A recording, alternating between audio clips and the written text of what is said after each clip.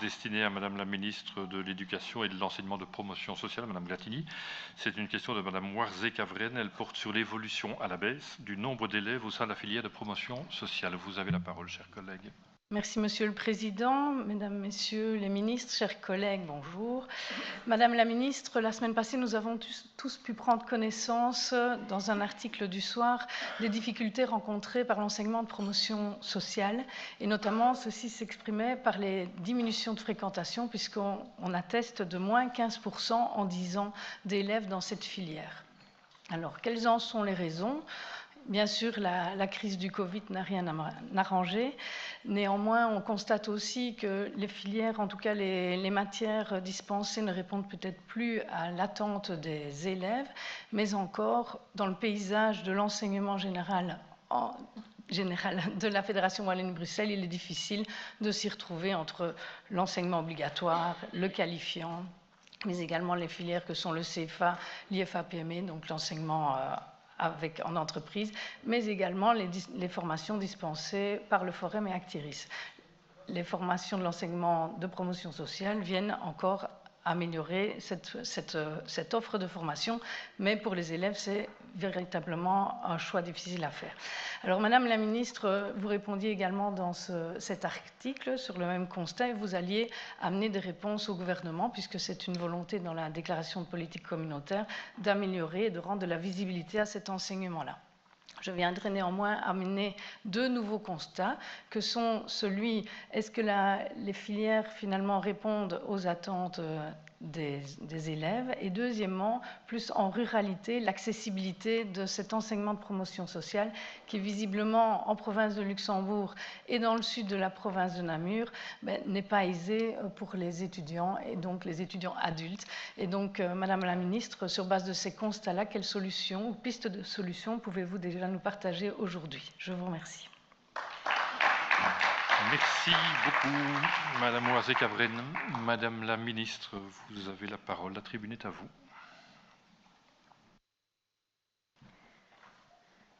Merci Madame la députée pour votre question sur la baisse du nombre d'apprenants dans l'enseignement de promotion sociale. Vous avez indiqué des causes qui sont plurielles, le Covid bien sûr, le manque de lisibilité de l'enseignement de promotion sociale et puis aussi peut-être une mutation des aspirations professionnelles du public cible. Et donc face à ça, en effet, une réforme s'imposait, en particulier pour s'adapter à des publics, on a évoqué le sud de Namur, mais également la province du Luxembourg, pour avoir davantage d'adéquation avec certains publics dans les zones rurales.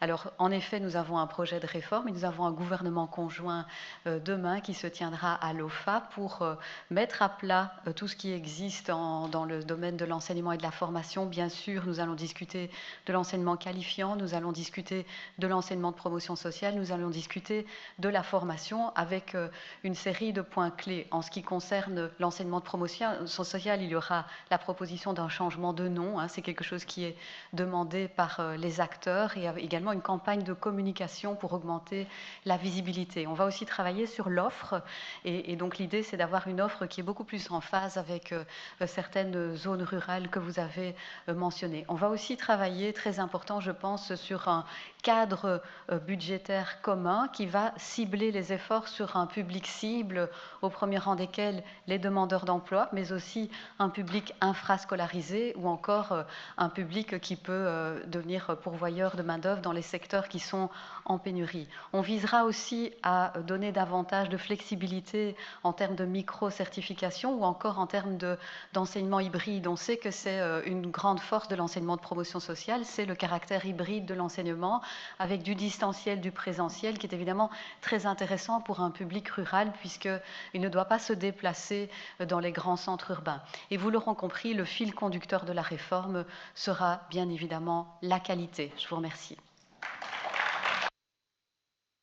Merci, Monsieur le Président. Madame la Ministre, en tout cas, votre réponse va aussi rassurer l'ensemble des enseignants de cette filière qui est en difficulté pour l'instant, puisque indépendamment du nombre d'élèves, c'est lié aussi au cadre budgétaire qui suit, et donc s'accumulent les difficultés. Maintenant, votre réponse par rapport aux zones rurales me rassure totalement, puisque vous allez avoir une vision plus particulière sur cette problématique identifiée par le terrain. Je vous remercie.